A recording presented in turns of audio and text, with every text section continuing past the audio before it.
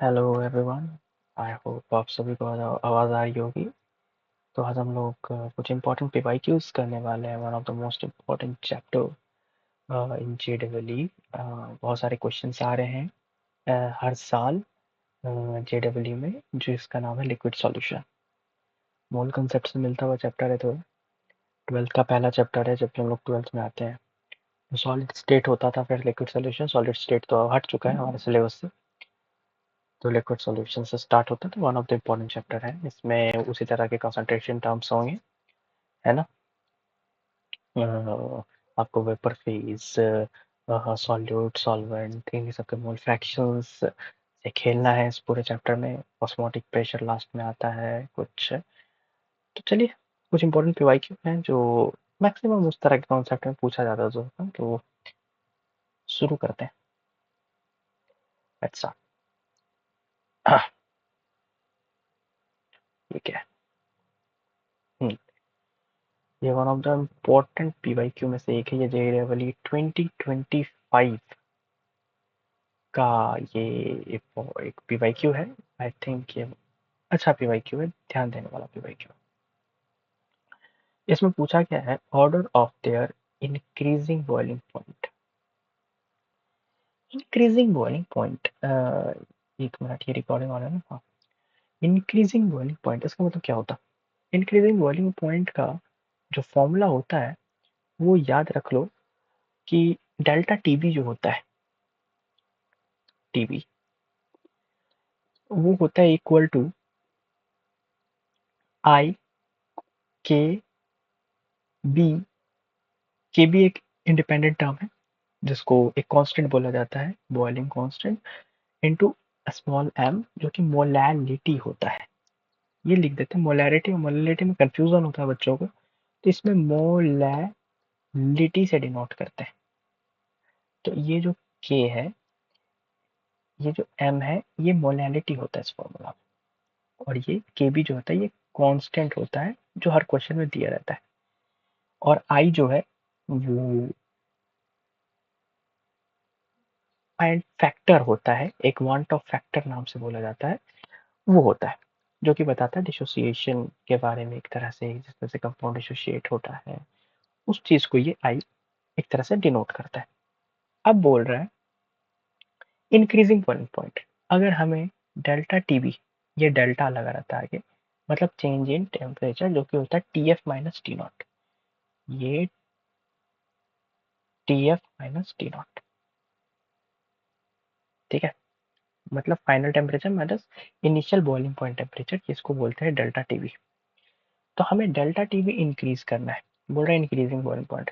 अगर increasing boiling point में arrange करना है, दैट मीन्स हमें आई और एम का जो मल्टीप्लीकेशन है, आई इंटू एम, जिसमें सबसे ज्यादा रहेगा उसका सबसे ज्यादा बॉइलिंग पॉइंट रहेगा। आई इंटू एम मोलैलिटी जो होता है, वो जिसका सबसे ज्यादा होगा वो सबसे ज्यादा बॉइलिंग पॉइंट का चेंज दिखाएगा। इसमें मोलैरिटी दिया हुआ है, दैट मीन्स मोलैलिटी मोलैरिटी इसमें सेम मान लिया गया है, ठीक है। उसमें कोई फर्क नहीं पड़ता। अगर आप मोलैरिटी इसमें यूज कर रहे हो, जैसे फॉर्मूला के समय मोलैरिटी यूज करना है, राइट। लेकिन इसमें मोलैरिटी दिया हुआ है, चलो ठीक है, ये भी एक तरह का कॉन्सेंट्रेशन टर्म है, ये भी कॉन्सेंट्रेशन टर्म है। तो दोनों में सिमिलैरिटी है। तो आई इंटू एम का मल्टीप्लीकेशन जिसका ज्यादा होगा, मैं फिर से बोल रहा हूँ, 10 बार बोल रहा हूँ, आई इंटू एम का मल्टीप्लीकेशन जितना ज्यादा होगा उतना ज्यादा वो बॉइलिंग पॉइंट रखेगा।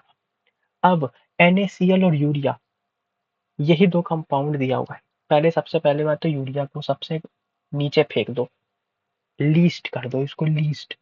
लिस्ट क्यों करना भाई? क्वेश्चन आता है लिस्ट क्यों करना? लिस्ट क्यों कर रहे हो आप लोग? लिस्ट इसलिए कर रहे हैं क्योंकि यूरिया जो है इसका आई हम लोग 1 ही मानते हैं। नहीं, आई 1 नहीं, यूरिया जो है ये डिसोसिएट ही नहीं होता, ये आयनिक कंपाउंड ही नहीं है। ये अगर डिसोसिएशन ही नहीं दिखा रहा तो आई की जगह क्या रखा? अरे आई तो उसको बोलते हैं ना, डिसोसिएशन को जो दिखाए। यूरिया टाइप जो कंपाउंड होते हैं, फिर इथेनॉल टाइप के जो कंपाउंड होते हैं, जो ऑर्गेनिक कंपाउंड्स होते हैं एक तरह से, जो आयनिक नहीं, जो कोवेलेंट कैरेक्टर रखते हैं, जो आयनिक नहीं कोवेलेंट कैरेक्टर, वो सब आयनिक में सबसे कम जो होते हैं अपनी भागीदारी देती है। तो आई जो है सबसे कम होगा, ठीक है, तो इसको सबसे नीचे फेंक दो। टू सबसे कम होगा, टू सबसे कम बस वन और टू में ही दिख रहा है, ये दो ऑप्शन में ही दिख रहा है।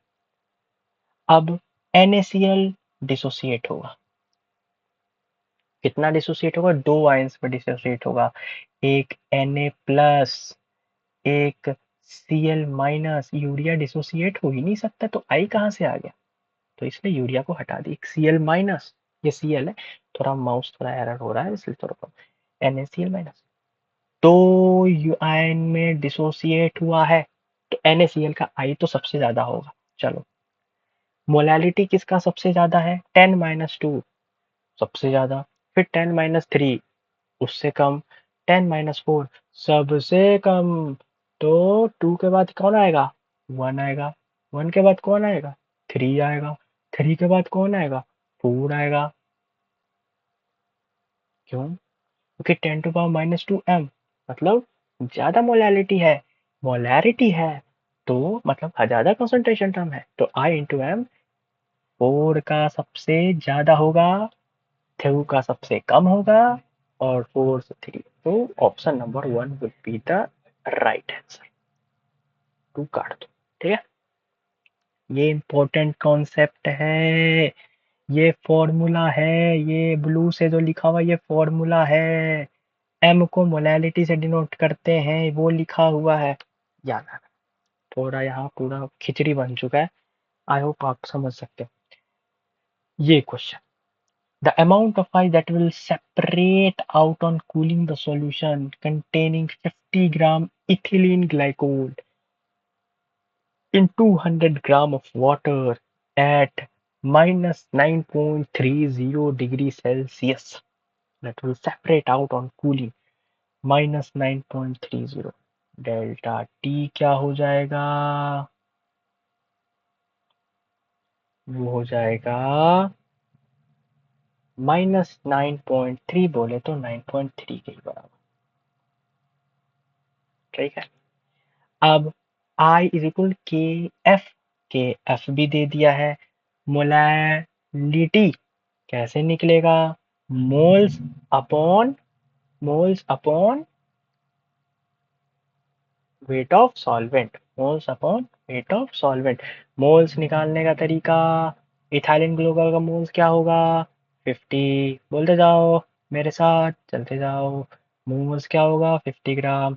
इथाइलिन ग्लाइकोल का मॉलिक्यूलर वेट क्या होता है, कार्बन का हो गया 12, हाइड्रोजन का हो गया 2, ऑक्सीजन का हो गया 16, हाइड्रोजन का हो गया 1, 6 7 8 9 10 11, 2 1 3, 31, 31 इंटू 2, 62, 62 ग्राम्स मॉलिक्यूलर वेट। ये मोल्स आ गए इथाइलिन ग्लाइकोल्स के, ये मोल्स आ गए। अब मोल्स अपॉन 200 ग्राम, इसको केजी में बदल कर लिखना डिनोमिनेटर में, क्यों, क्योंकि मोलैलिटी का फॉर्मूला में होता है भाई, moles upon weight of solvent in KG, जो कि मोलैलिटी होता है, उसको पुट कर देना, केएफ दिया ही हुआ है, मोलैलिटी दे देना, बस, बस ये सब कर देना। एक बार तुमको ये सॉल्यूशन दिया हुआ होगा पहले से, ये देखो, ये, ठीक है, ये देखो, डेल्टा टी भी दे दिया है, मतलब डेल्टा टी एफ दे दिया है, के एफ दे दिया है, molality N of solute upon weight of solvent, right. Ah, तो बस मोल्स निकल गया, वेट ऑफ सॉल्वेंट हमें पता करना है, the amount of ice that will separate out, weight of solvent ही निकालना है, बस। अब वेट ऑफ सॉल्वेंट जैसे निकलेगा, इस 200 ग्राम से माइनस कर देना, 200 ग्राम से माइनस कर देना। सर वाटर सॉल्वेंट नहीं है क्या, भैया जी वाटर सॉल्वेंट नहीं है, वाटर सॉल्यूशन है, आइस निकालना है तो सॉल्वेंट निकालना पड़ेगा। ये भी बहुत अच्छा क्वेश्चन था, ये तो हटा इसको। चलो तीसरा क्वेश्चन, एक non volatile solute, non volatile मतलब जो उड़ ना सके, जिसके वेपर्स ना बन सके, किसी सॉल्वेंट में ऐड हो गया, सॉल्वेंट में ऐड हो गया तो जाहिर सी बात है उसका वेपर प्रेशर क्या हो जाएगा, डिक्रीज हो जाएगा। The vapour pressure of the solvent decreases, वही लिखा हुआ है कि वेपर प्रेशर डिक्रीज हो गया कितना से, 10 mmHg से। मोल फ्रैक्शन ऑफ द सॉल्यूट, काई ए दे दिया है 0.2, लिखते जाओ डेटा, क्या क्या डेटा दे दिया, मोल फ्रैक्शन ऑफ सॉल्यूट 0.2। हमें पूछा गया है सॉल्वेंट का मोल फ्रैक्शन कितना होगा अगर वेपर प्रेशर 20 mmHg से डिक्रीज कर जाए। ये तुम्हें लग रहा है ये डिक्रीज वाली बात हो रही है प्रेशर की, तो ये कुछ आरएलवीपी, आरएलवीपी नाम सुना है, रिलेटिव लोअरिंग वेपर प्रेशर, ये उस तरफ का कॉन्सेप्ट मुझे लग रहा है कि ले जाएगा, क्योंकि decrease in vapour pressure, decrease in vapour pressure, तो ये आरएलवीपी का कॉन्सेप्ट मुझे लग रहा है ये लगना चाहिए। दिमाग इस तरह से बिल्डअप करो।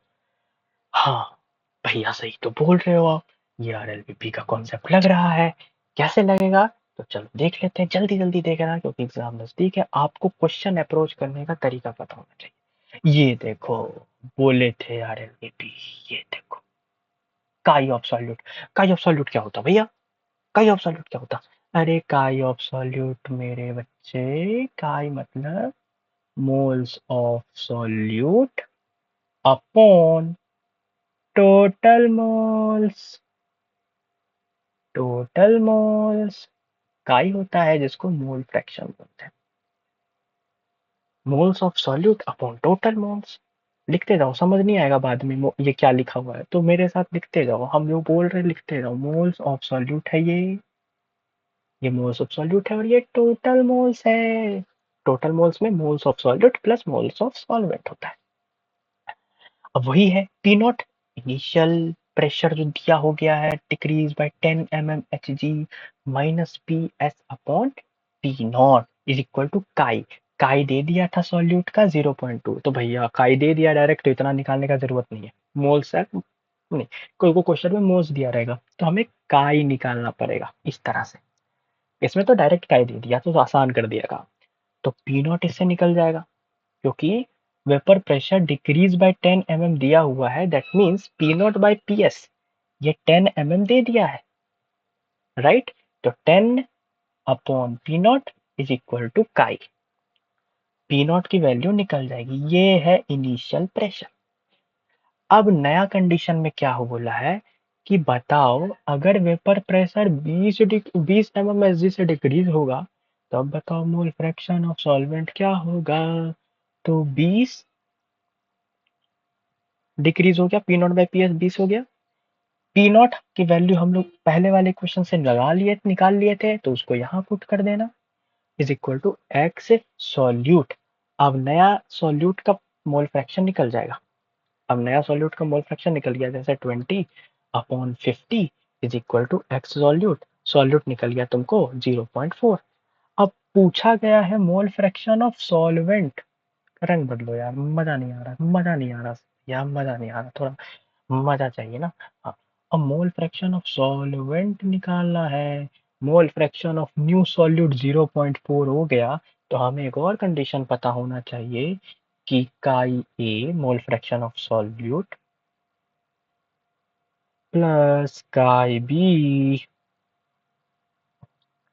मोल fraction of solvent is equal to 1 होता है। काई ए मतलब सॉल्वेंट का मोल फ्रैक्शन, काई बी मतलब सॉल्वेंट का मोल फ्रैक्शन, दोनों का समेशन 1 होता है। तो अगर हम लोगों को काई ए नया पता चल गया 0.4, तो इससे हमें काई बी भी पता चल जाएगा जो कि 1 माइनस 0.4 होगा, मतलब 0.6, बहुत बच्चे क्या करते हैं 0.4 आया ये आंसर में दिया रहेगा 0.4, ये 2 ऑप्शन टिक करके आ जाएंगे ये, और बोलेंगे भैया मेरे +4 आ गए, भैया मेरे तो केमिस्ट्री में नंबर आ गए, भैया मैं तो भैया अब आईआईटी जाऊंगा, भैया आईआईटी जाऊंगा। नहीं हो पाएगा बच्चे, पूरा पढ़ना चाहिए। अंडरलाइन कर दो, मोल फ्रैक्शन ऑफ सॉल्वेंट, सॉल्वेंट है तो 1 माइनस करना पड़ेगा तो 0.6, hence answer would be option number 1। ठीक है, अब एक और क्वेश्चन, मजेदार क्वेश्चन, जेईई मेन 2025 का क्वेश्चन है भाई, मतलब बढ़िया है। एक वेपर प्रेशर और टेम्परेचर, भैया देखो T/K का है, टेम्परेचर मतलब केल्विन में दिया हुआ, T/K मतलब ये मत समझना कि क्या है, टेम्परेचर इन केल्विन है, ठीक है, और वेपर प्रेशर के बीच में ड्राफ्ट दिया हुआ है। अब हमें पता होना चाहिए कि सॉल्वेंट का वेपर प्रेशर, प्योर सॉल्वेंट का वेपर प्रेशर कम होता है, लेकिन उसमें अगर कुछ ऐड करते हैं तो वो वेपर प्रेशर बढ़ा देता है, मतलब टाइम लगता है उसको बॉयल होने में। एक सिंपल सा पानी है कंटेनर में, सपोज उसको बॉयल होने में सपोज कुछ 100 डिग्री सेल्सियस लग रहा है, तो हो सकता है अगर उस पानी में हम कुछ extra non volatile solute add कर दें तो हो सकता है इस पानी को उबलने में 100 से ज्यादा टेम्परेचर लगेगा, 100 से ज्यादा टेम्परेचर लगेगा, ठीक है, तो ये याद रखना। तो बोला है कि ये चीज हम बताएं, अब इसमें यूज होता है कि नहीं पता नहीं। सो एक delta T of diffusion in freezing point of solvent in a solution, बताओ कौन सा पॉइंट हमें डेल्टा टी एफ निकाल रहा है, फ्रोजन दिखा रहा है पॉइंट। ये देखो, ये देखो, सॉल्यूशन, वेपर प्रेशर, इतना ही टेम्परेचर में सॉल्यूशन पहुंचा, लिक्विड सॉल्यूशन थोड़ा ज्यादा समय लग रहा है, ये डेल्टा टी एफ तो नहीं दिखा रहा ना, ना। ये एनसीईआरटी में जैसा दिया हुआ, एनसीईआरटी में तुम पढ़ोगे इसका आंसर आता है 3, ये एनसीईआरटी में ग्राफ में दिया हुआ, एनसीईआरटी में ग्राफ में दिया, तो ये ग्राफ एक तरह से याद रख लो, उस समय उतना 4 ऑप्शन में एनालाइज, 4 में कंफ्यूज हो जाओगे, तो याद रखना सॉल्वेंट का जो है ग्राफ ये ऊपर रहेगा और सॉल्यूशन का ग्राफ नीचे रहेगा, तो ये जो डिप्रेशन आया ना, यही होता है depression in freezing point of solvent, समझे। तो ये वाला याद रखना कि एक वेपर प्रेशर है, सॉल्वेंट का ऊपर रहेगा, ठीक है, सॉल्यूशन का नीचे रहेगा उस पॉइंट पे, और उसी में जो डिप्रेशन आता है वो, ये ग्राफ एक थ्योरी टाइप है, ठीक है, ये याद रखना। आप देखो, normal observed and normal masses of compound mx2 are 65.6 and 164 respectively। observed and normal masses जो दे दिए हैं वो ये है, observed and normal masses, बोला गया percent degree of ionization, percentage degree of ionization मतलब समझते हो, अल्फा, अल्फा निकालना है तुमको, क्या निकालना है तुमको, अल्फा, डिग्री ऑफ आयनाइजेशन। अब देखो, अब देखो, अब देखो, आई का एक और फॉर्मूला होता है मास के टर्म्स में अगर निकालना है, जो कि होता है, याद रखने का तरीका, real upon observed, real upon observed,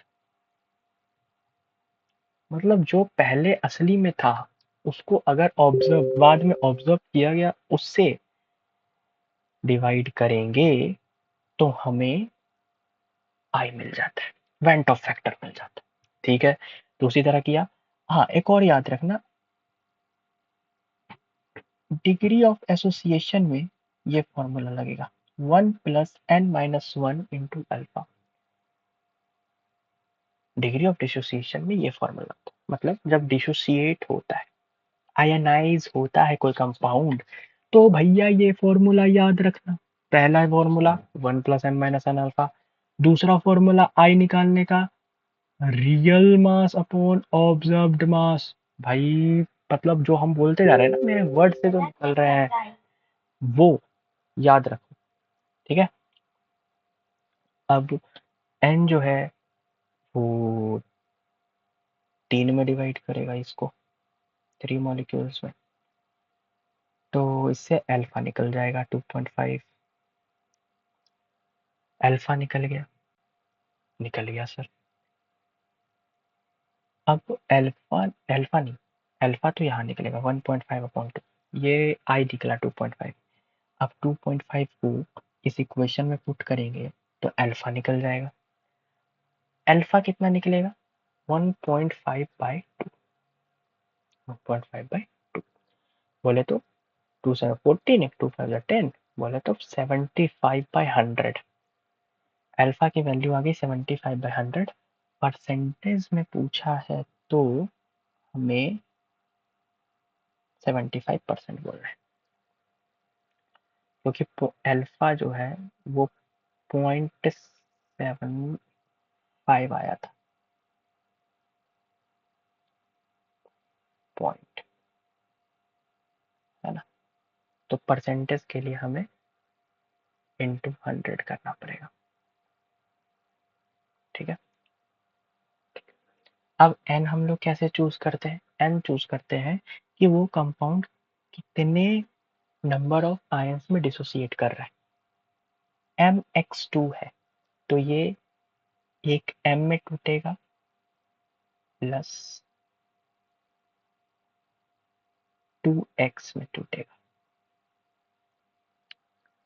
total N की वैल्यू कितनी आ गई, X का 2, M का 1, N बराबर 3, इसलिए N में 3 पुट किया, परसेंटेज डिसोसिएशन 75 निकल गया।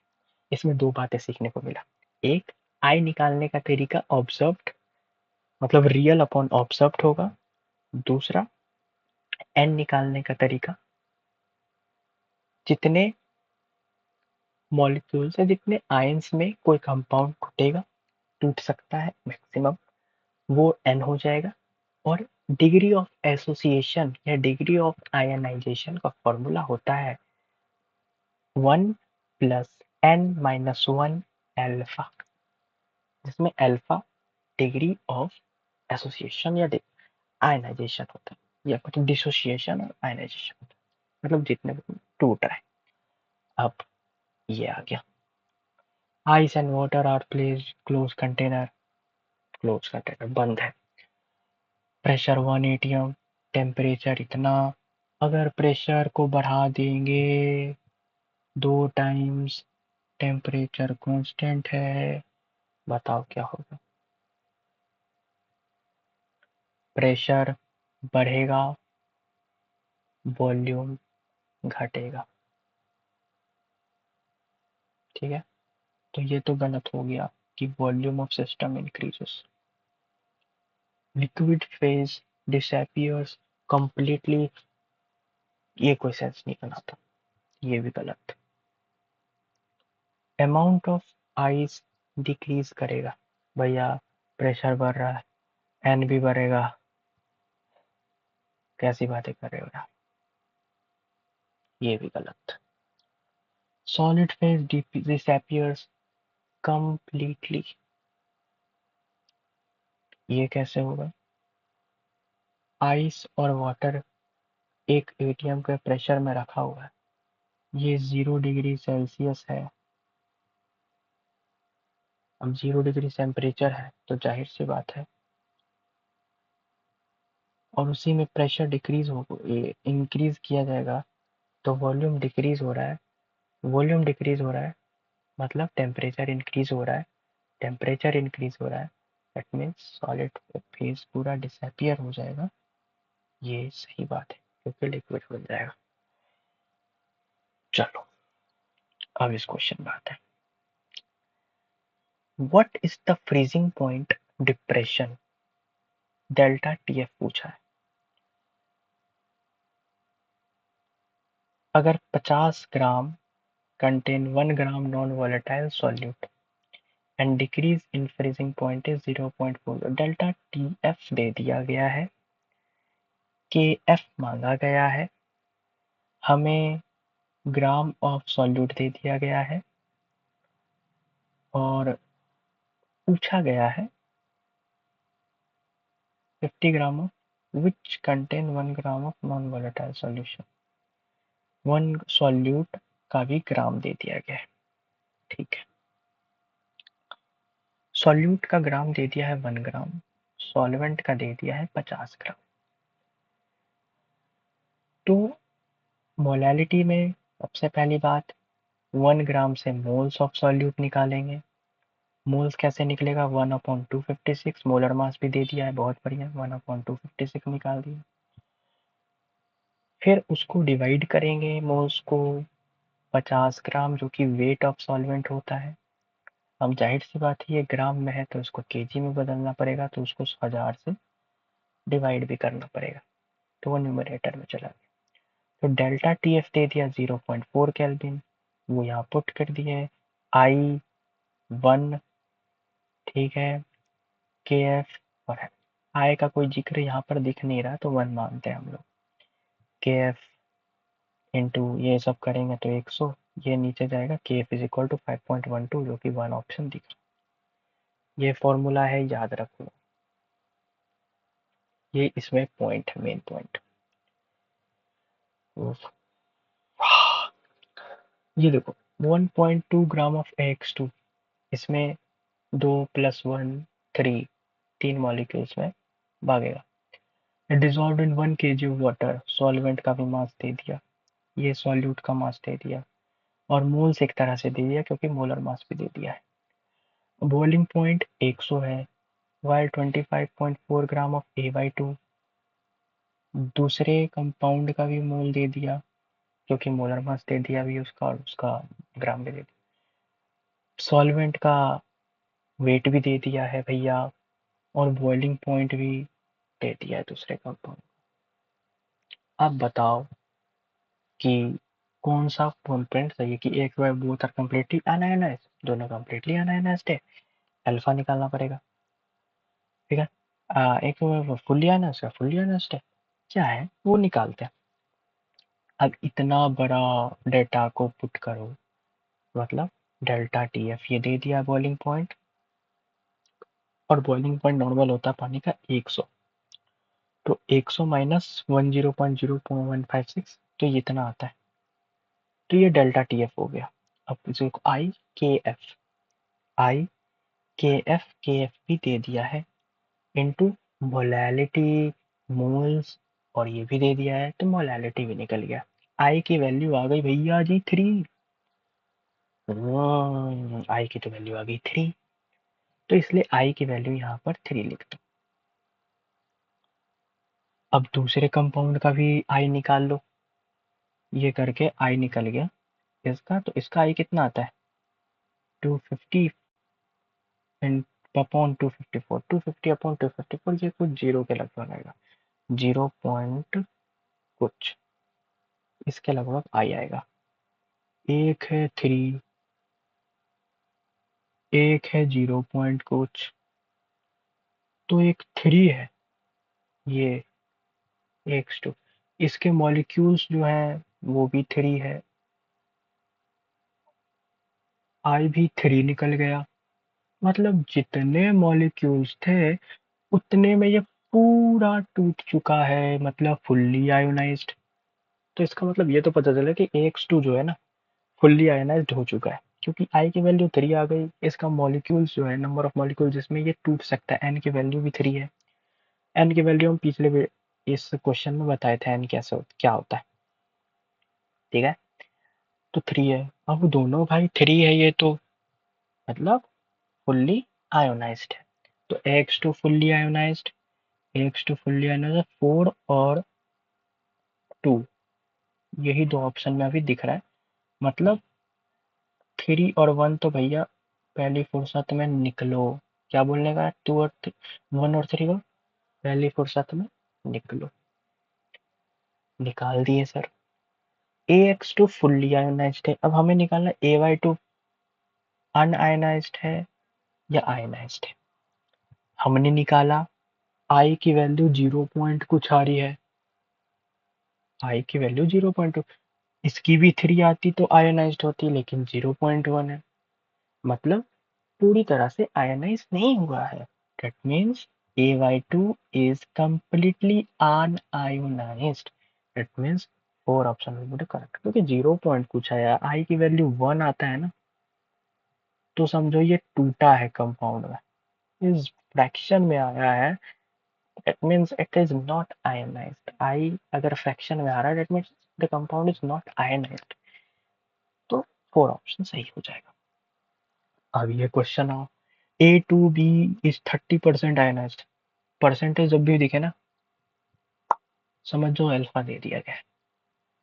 अब जितना भी परसेंट रहेगा ना उसको 100 से डिवाइड कर देना, ठीक है, उतना अल्फा होता है। जैसे 30% है, 100 से डिवाइड करो, 0.3 आ रहा है, तो अल्फा दे दिया हमें।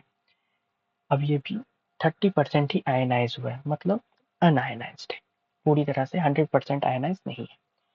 पूरा परसेंट आयनाइज होने के लिए क्या 3 होना चाहिए अल्फा को, मतलब आई को 3 होना पड़ेगा। Then the value van't Hoff factor is, अब वांट ऑफ फैक्टर क्या होगा।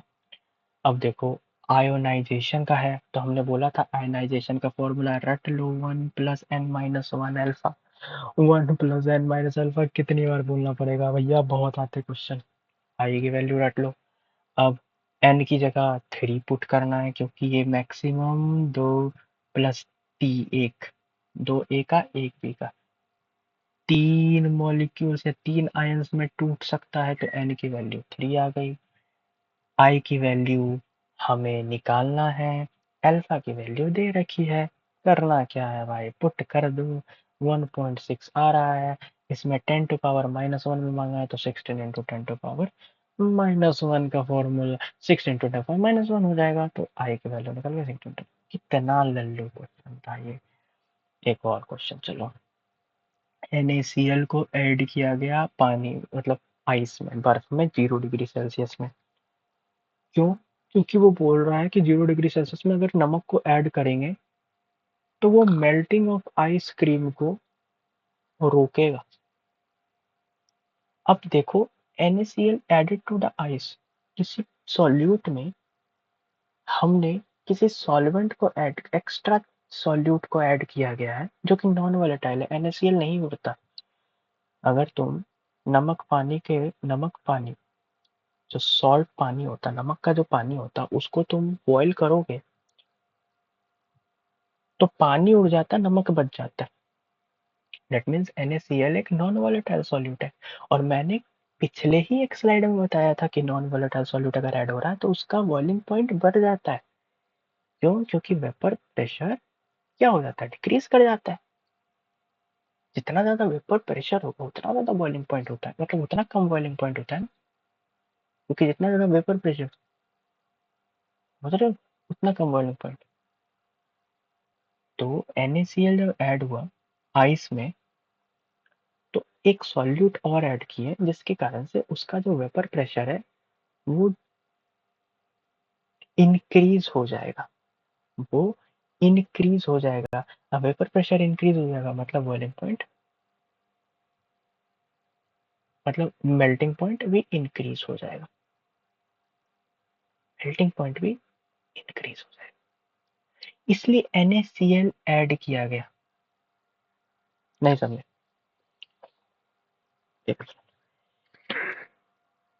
अगर हम लोग कोई भी सॉल्वेंट में, किसी भी सॉल्यूट में extra non volatile solute add करते हैं तो उसका बॉइलिंग पॉइंट जो है ना बढ़ जाता है। इतना बस बात, कुछ भी एक्स्ट्रा ऐड करेंगे उसका बॉइलिंग पॉइंट बढ़ जाएगा, मतलब उसको जितना उबलने में टेम्परेचर लग रहा था उसको उससे ज्यादा टेम्परेचर लगेगा। तो NaCl ऐड करेंगे तो एक एक्स्ट्रा नॉन वोलेटाइल यूज कर रहे हैं, तो इसके कारण से इसका बॉइलिंग पॉइंट, मेल्टिंग पॉइंट बढ़ जाएगा, दैट मीन्स प्रिवेंट होगा, मतलब मेल्ट होने में उसको ज्यादा समय लगेगा भाई, ज्यादा समय लगेगा। दैट मीन्स स्टेटमेंट 1 तो बिल्कुल सही है। On addition of NaCl, there is a depression freezing point. Yes, depression हो जाता है, फ्रीजिंग पॉइंट घट जाता है। क्यों घट जाता है, फ्रीजिंग होने में टाइम लगता है, क्यों? क्योंकि हमने extra non volatile solute add कर दिया। Extra non volatile solute add कर दिया मतलब it will require more time to gain that temperature, to get melt, to get freeze, ज्यादा टाइम लगेगा। ठीक है, तो फ्रीजिंग पॉइंट में डिप्रेशन आ जाता है, तुरंत घट जाता है। फ्रीजिंग पॉइंट में तुरंत कमी हो जाती है। स्टेटमेंट उफ। एक और, the size of raw mango, एक कच्चा आम है, ठीक है, वो छोटा और श्रिंक हो जाता है छोटे साइज में, अगर हम लोग सॉल्ट सॉल्यूशन में रखते हैं तो। क्यों होता है ऐसा? क्यों होता है ऐसा? ऑस्मोसिस का एक फंडा होता है, higher concentration to lower concentration में चीजें जाती है। ठीक है, अब सॉल्यूट का कंसंट्रेशन लो है, सॉल्वेंट का कंसंट्रेशन हाई है, तो ट्रांसफर हो जाता है। ट्रांसफर हो जाता है तो बस, ट्रांसफर हो जाता है तो जो आम है वो सुखो जाता है। ओके, ठीक है, तो ये ऑस्मोसिस डिफ्यूजन होगा नहीं, डायलाइसिस थोड़ी होगा, यूरिन का कुछ थोड़ी कर रहा है, कुछ रिफाइन रिफाइन तो कर नहीं रहा है, रिवर्स आरओ तो हो नहीं रहा, एक्स्ट्रा अलग से प्रेशर नहीं लगा जाए तो नहीं। ये सब थ्योरी वाले सवाल है, ये सब आई थिंक एनसीईआरटी से ज्यादा क्लियर होते हैं चीजें। एक सवाल एक और है, 300 ml वॉल्यूम दे दिया गया है, सॉफ्ट ड्रिंक है, 0.2 m CO2 कॉन्सेंट्रेशन दे दिया गया है, dissolve in it, CO2 behave कर रहा है एक आइडियल गैस की तरह, मतलब PV is equal to NRT वाला फॉर्मूला लग सकता है। वॉल्यूम ऑफ डिजॉल्व CO2 कितना होगा? भाई, मोलैरिटी दे दिया गया है, वॉल्यूम दे दिया गया है, N is equal to M V पता है, मोलैरिटी इंटू वॉल्यूम, भैया याद कर ले यार, moles is equal to molarity into volume. ये फॉर्मूला होता, ये फॉर्मूला होता है। अब वॉल्यूम दे दिया है, मोलैरिटी दे दिया, तो एक तरह से हमें मोल्स दे दिया है, मोल्स निकल कर आ जाता है 0.06, मोल्स निकल कर आ गया भैया। तुमको volume of an ideal gas 22.7 दिया गया है, दैट मीन्स वी जो हमें चाहिए अपॉन आइडियल गैस का वॉल्यूम कितना है 22.7 इज इक्वल टू मोल्स होगा। ये तो मोल कॉन्सेप्ट में पढ़ा होगा ना भाई। वी जो हमें पूछा गया है upon an ideal gas volume से डिवाइड करते हैं, जितना भी वॉल्यूम दे दिया, अगर सपोज 14 लीटर अगर वॉल्यूम है, अगर तुमसे पूछा जाए 14 लीटर कितना मोल होगा आइडियल गैस सिचुएशन में, तो 14/22.4, 22.7 दिया गया, 22/7। 20 लीटर कितना मोल होगा, तो 20/22.7। 40 लीटर कितना मोल होगा, तो 40/22.7, ऐसे निकालते हैं। तो उसी तरह इसमें वॉल्यूम पूछा गया, तो ये मोल वॉल्यूम कितना होगा अपॉन 22.7 की ये मोल निकले, तो वी अपॉन 22/7 टू दैट मोल। अब 0.06 इंटू 22.7 कर दो, जो आता है। अब वो पूछा गया है ये बच्चे मिलीलीटर में पूछा गया, हमने लीटर में निकाला है क्योंकि ये लीटर में दिया हुआ था, तो इसको 1000 से बाद में जो आंसर आएगा इसमें से उसको 1000 से मल्टीप्लाई कर देना, तो वो मिलीलीटर में चेंज हो जाएगा। तो आंसर ये आता है 1362। ठीक है, solution of two miscible liquid, two miscible liquid मतलब मिलने वाले, जो एक दूसरे से वो घुल जाए, बिल्कुल गले लगा ले एक दूसरे को। निगेटिव डेविएशन कब शो करते हैं रॉल्ट लॉ में? निगेटिव डेविएशन कब रोल करते हैं, जब ए बी इंटरेक्शन कम हो जाता है। क्या बोल रहे हैं, ए बी इंटरेक्शन ज्यादा हो जाता है, ए बी इंटरेक्शन ज्यादा हो जाता है। किससे, ए या बीपी से, ठीक है। उसको हम लोग निगेटिव डेविएशन करते हैं। तो निगेटिव डेविएशन में क्या होगा, डिक्रीज होगा वेपर प्रेशर का, डिक्रीज होता है वेपर प्रेशर का।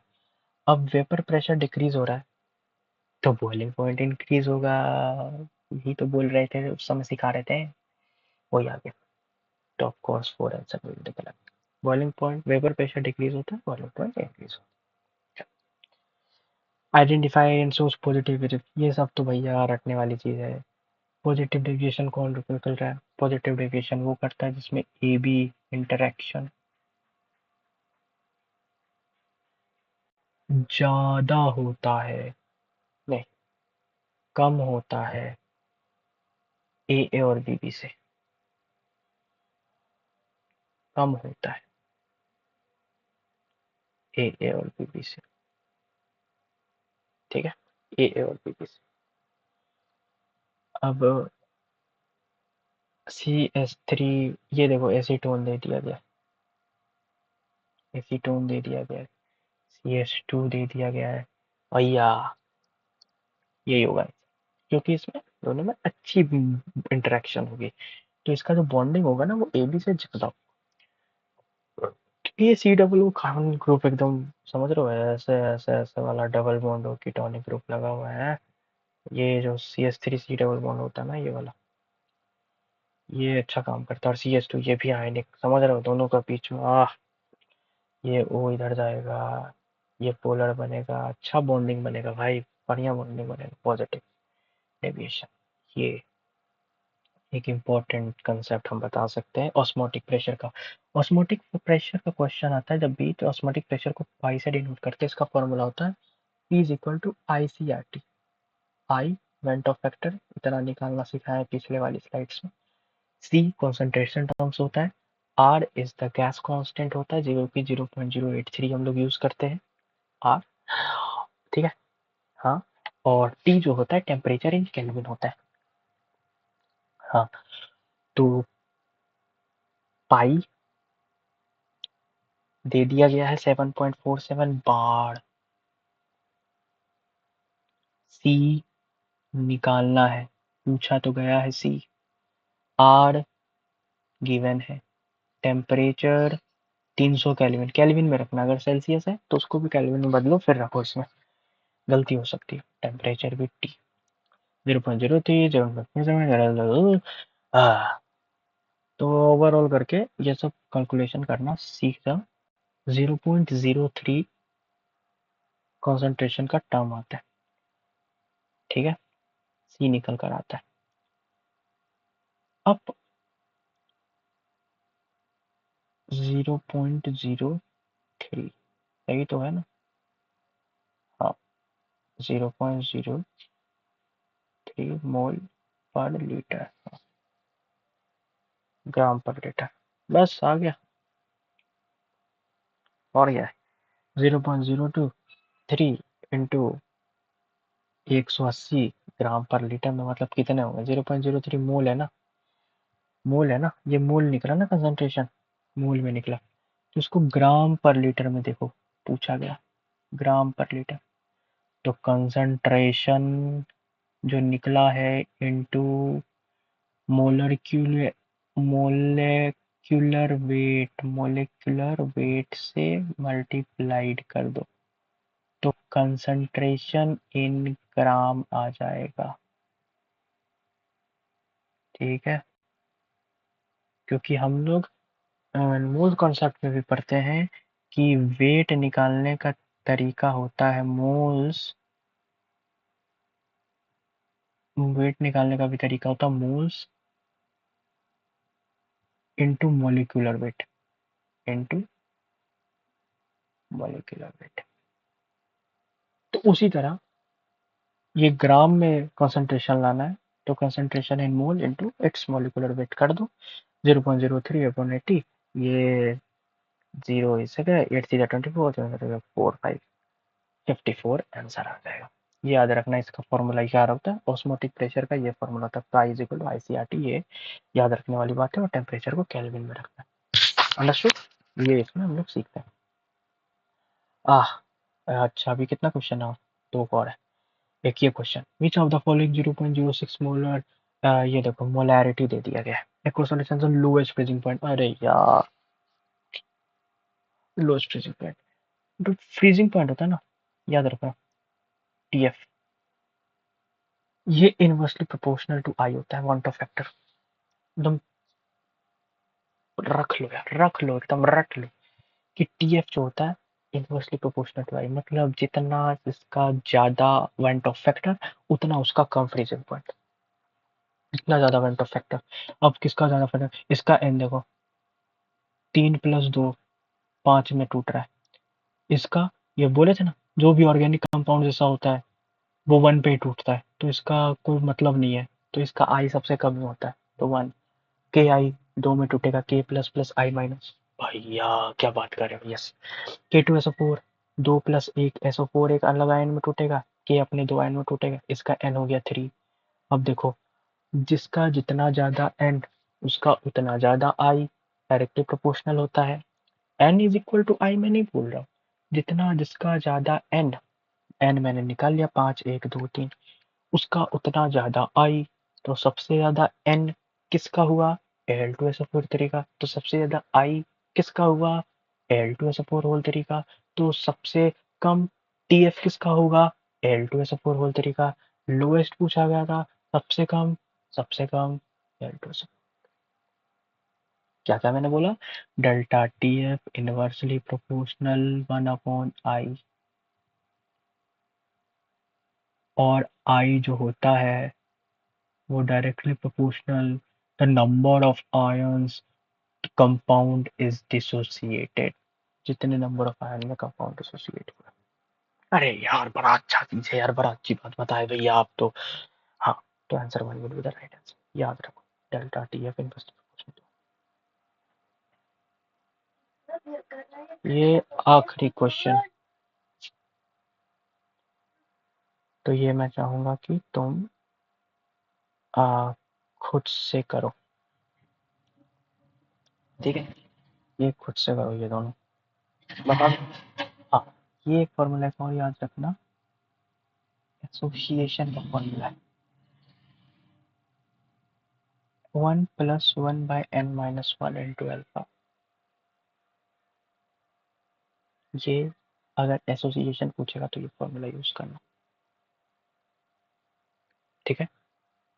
अब परसेंटेज एसोसिएशन पूछा गया, भैया परसेंटेज एसोसिएशन, भैया क्या बताए थे, क्या बताए थे, क्या बताए, अल्फा भैया, अल्फा भैया, अल्फा में जानना था, alpha,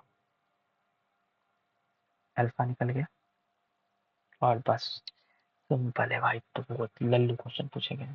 1/2 dimerisation in water, dimerise मतलब, ये भी डायमराइज मतलब होता है एन, दो आयंस में टूटा है, ये डायमराइज मतलब 2 आयंस में टूटा है, तो एन की वैल्यू 2 लिख दो, अल्फा की वैल्यू निकल कर आ जाएगी। अब बस, बस वही है, 2 - 2i, आई की वैल्यू देख रहे, एन 2 मोलर सॉल्यूशन, इस बॉइलिंग पॉइंट, बॉइलिंग पॉइंट से अल्फा आई निकालना शायद, है ना, के, हाँ के भी दे दिया, आई इक्वल के भी, आई बहुत आसान है। ये आखिरी क्वेश्चन, ये आखिरी क्वेश्चन, ये ग्राफ दे दिया गया है वेपर प्रेशर एंड टेम्परेचर के बीच, एक्स वाई जेड। अब देखो, वेपर प्रेशर जैसे जैसे बढ़ रहा है, टेम्परेचर भी इस तरह से जैसे बढ़ते हुए दिखाया गया। अब एक्स को जो है 293 के लगभग लग रहा है 800 वेपर प्रेशर क्रिएट करने में, वहीं वाई को 313 लगभग लग रहा है इतना ही वेपर प्रेशर बनने में। और जेड को 333 से ज्यादा लग रहा है, मतलब जेड को सबसे ज्यादा टेम्परेचर लग रहा है। उतना ही वेपर प्रेशर क्रिएट करने में जितना एक्स 293 डिग्री टेम्परेचर पे गेन कर रहा है। इसका मतलब जेड के बीच का जो इंटरेक्शन होगा जबरदस्त होगा, तभी इसको तोड़ने में थोड़ा ज्यादा मेहनत लग रहा है, थोड़ा ज्यादा टेम्परेचर लग रहा है। जेड का टेम्परेचर 333 से ज्यादा है, दैट मीन्स इसका मॉलिक्यूलर अट्रैक्शन बहुत ज्यादा होगा, सबसे ज्यादा होगा। जेड का सबसे ज्यादा होगा, वाई का उससे कम होगा, एक्स का सबसे कम होगा। एक्स का हायर इंटरमोलिकुलर इंडक्शन, बिल्कुल गलत। एक्स का lower intermolecular attraction compare to Y, हाँ, वाई में ज्यादा इंटरेक्शन है, सही बोल रहा है। जेड का लोअर इंटरमोलिकुलर कर ले, जेड का तो सबसे ज्यादा इंटरमोलिकुलर इंटरेक्शन है, तभी तो इसको ज्यादा मेहनत लग रहा है। Means option B is right. इतने आसान आसान क्वेश्चन सॉल्यूशन में बनते, तो टोटल मैंने कितने क्वेश्चन करवा दिए? हम्म,